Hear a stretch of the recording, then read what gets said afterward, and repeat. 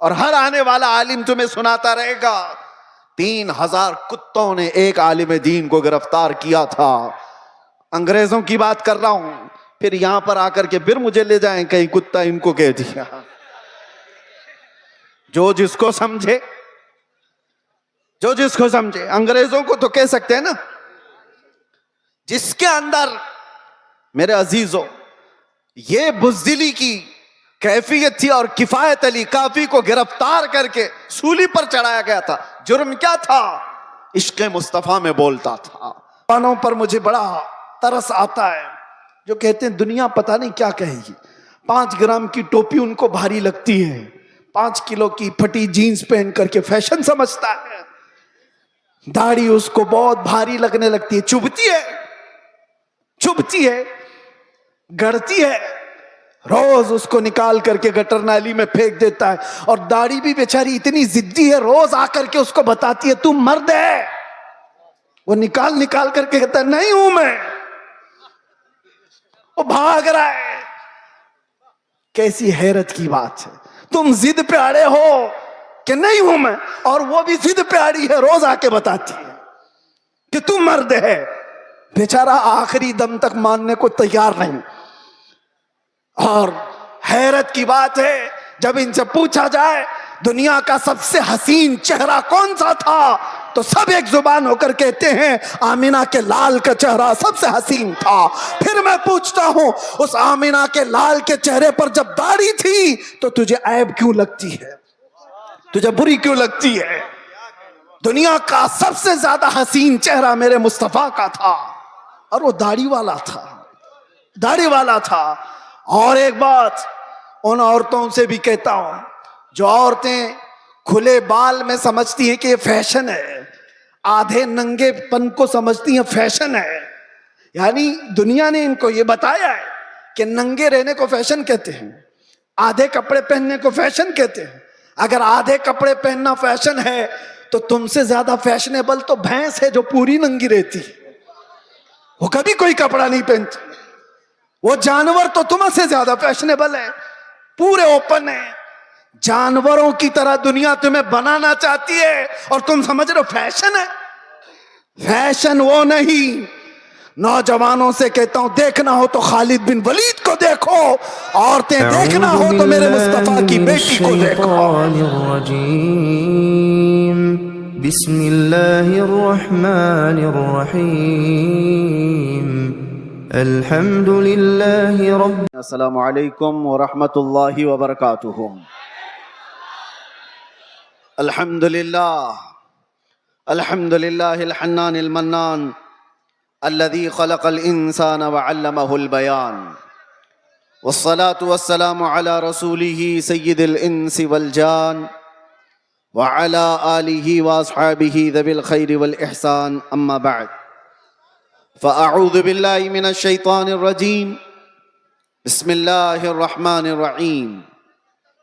النبی اولیٰ بالمؤمنین من انفسہم، صدق اللہ مولانا العظیم. بارگاہ رسالت معاذ صلی اللہ تعالی علیہ وسلم میں ایک بار درود پاک کا ہدیہ پیش کریں. اللہم صلی علی سیدنا محمد معدن الجود والکرم وآلہ واصحابہ الکرام وابنہ الکریم وبارک وسلم صلاة دائمة سرمدا ابدا. پھر کے گلی گلی تباہ ٹھوکریں سب کی کھائی کیوں، دل کو جو عقل دے خدا تیری گلی سے جائے کیوں. بلحوث سن سیم و زر کی بندگی اچھی نہیں، بلحوث سن سیم و زر کی بندگی اچھی نہیں، ان کے در کی بھیک اچھی سروری اچھی نہیں،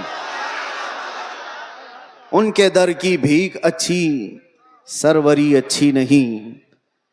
آج ملتوی کیا گیا جلسہ دوبارہ اس میدان میں انعقاد پذیر ہے.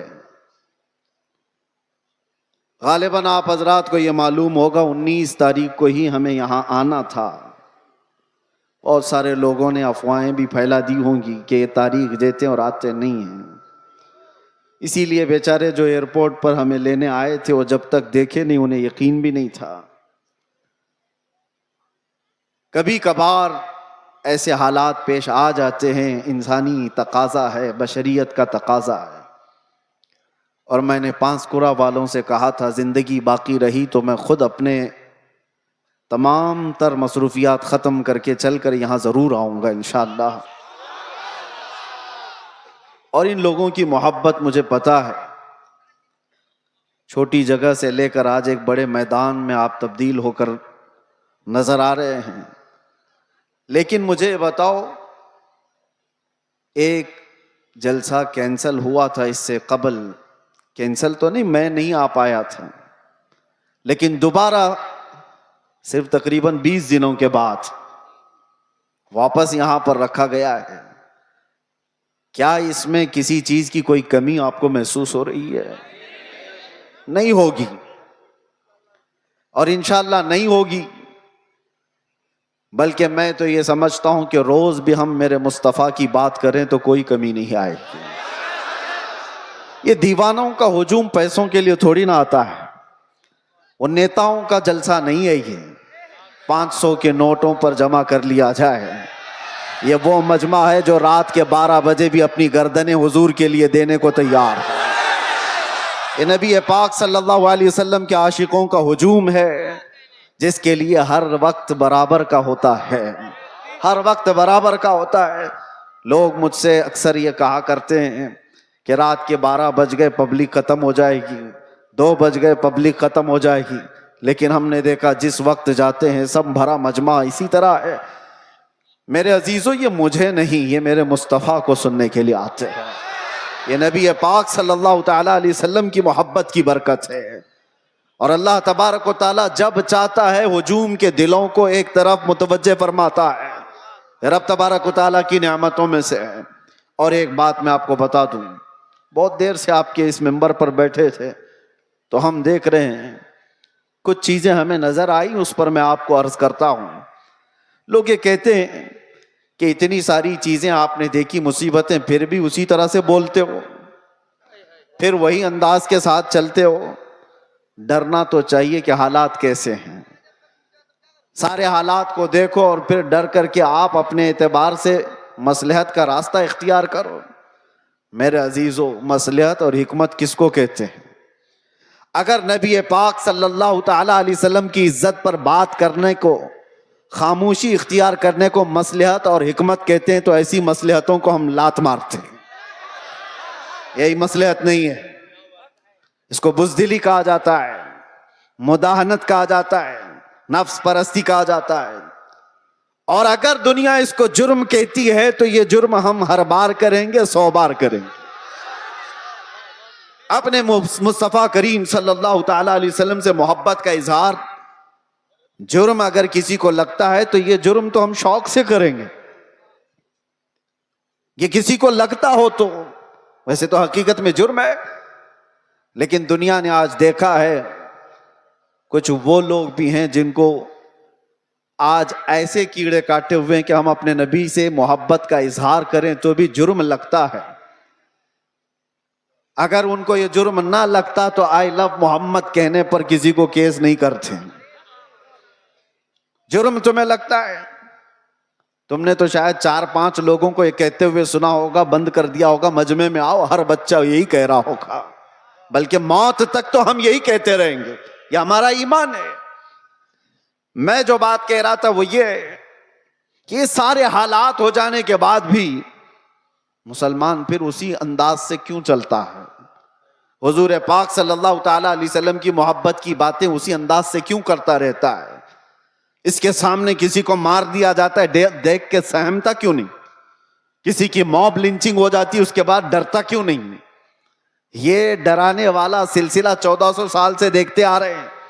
کئی چنگیز آئے، کئی ہلاکو آئے، اور ہمارے پورے محلے خاک میں بدل دیے گئے، خون سے تتر بتر ہو گئے. لیکن جوش جو روحانی ہے وہ اسی انداز سے باقی رہا. اس کی وجہ کیا ہے جانتے ہو؟ وہی میں کہنے جا رہا ہوں. ہم یہاں بیٹھے ہوئے تھے، چھوٹے چھوٹے پتنگے آ رہے ہیں اور گر رہے ہیں. کس کے پاس آتے ہیں یہ؟ یہ چھوٹے چھوٹے کیڑے لائٹ کے اطراف جو گھومتے رہتے ہیں ان کو کیا کہتے ہیں آپ کو پتا ہے؟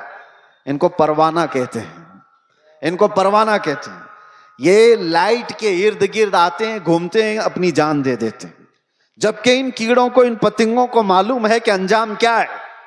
اپنے بھائی کو مرتا ہوا بھی دیکھتے ہیں. کتنے کیڑے تو ان کے پہلے مر چکے ہوتے پھر بھی یہ گھوم رہے ہوتے ہیں. وجہ یہ ہے کہ پروانہ شمع کے گرد گھومنے کے لیے ہی پیدا ہوا ہے, اور ہم پروانہ محمد ہیں. ایک کے مر جانے کے بعد ہمارا خاموش ہونا مزاج ہے ہی نہیں. ہم آئے ہی یہاں ہیں محمد عربی پر مرنے کے لیے. اسی لیے تو ہمارے بزرگوں نے ہمیں یہ سکھایا ہے, یا رسول اللہ تو شمع رسالت ہے, عالم تیرا پروانہ, تو ماہ نبوت ہے, اے جلوے جانانا. پیتے ہیں تیرے در کا, کھاتے ہیں تیرے در کا, دانا پانی ہے تیرا پانی, دانا ہے تیرا دانا. یہ ایک جان کیا ہے اگر ہو کروڑوں, تیرے نام پہ سب کو وارا کروں میں, کروں تیرے نام پہ جاں فدا. نہ بس ایک جاں دو جہاں فدا, ارے دو جہاں سے بھی نہیں جی بھرا, کروں کیا کروڑوں جہاں نہیں. لہٰذا یہ چیز ختم ہونے والی نہیں ہے. اسی لیے شاعر نے بہت پہلے یہ کہا تھا کہ لوگوں نے یہ دنیا میں دیکھا ہے, سب سے عظیم ہستی میرے مصطفیٰ کریم صلی اللہ علیہ وسلم کے خاندان کی, خاندان مصطفیٰ کا چشم و چراغ, جو کربلا میں پیاسا شہید کیا گیا, بچوں سمیت قتل کر دیا گیا.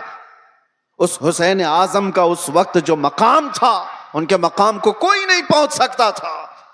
اس عظیم ہستی کو شہید کر کے کیا اس دین کے دھارے کو روک دیا گیا؟ کیا دین اسلام کا دھارا رک گیا, ختم ہو گیا؟ نہیں ہوا. اس کے بعد بہت ساری عظیم ہستیاں آئیں جو راہ خدا میں شہید ہوتی چلی گئیں. ہندوستان کی سرزمین بھی اس سے لال ہوئی ہے. یہاں اس کفایت علی کافی کی آواز گونجتی رہے گی, اور ہر آنے والا عالم تمہیں سناتا رہے گا 3000 کتوں نے ایک عالم دین کو گرفتار کیا تھا. انگریزوں کی بات کر رہا ہوں. پھر یہاں پر آ کر کے پھر مجھے لے جائیں کہیں کتا ان کو کہہ دیا. جو جس کو سمجھے, جو جس کو سمجھے. انگریزوں کو تو کہہ سکتے ہیں نا, جس کے اندر